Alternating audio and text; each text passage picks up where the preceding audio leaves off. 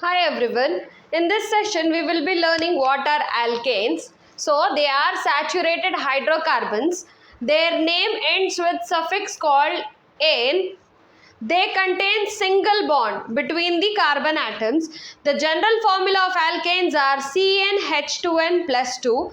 They are called paraffins because they have single bonds. Giving an example, I'll be taking methane, where we have carbon as 1 and n is equals to 1. Taking this formula, that is CnH2n plus 2.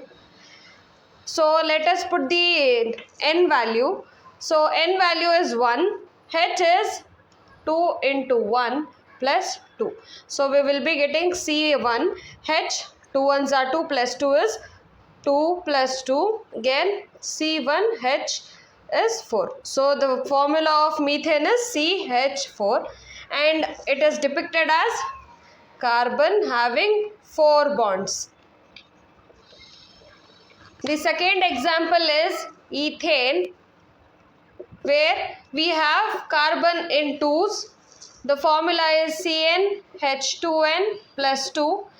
The value of n is 2. So C2, we will be substituting the value of n. C2H2 into 2 plus 2. So C2H4, 2 2s are 4 plus 2. Again C2H6. So this is the molecular formula of ethane, and here in this way we will be depicting 2 carbons and is surrounded with 6 hydrogens. Now this is the homework for you. That is propane having n number is 3, butane n number is 4, pentane n number is 5. You have to just substitute the value of n and you will be getting the.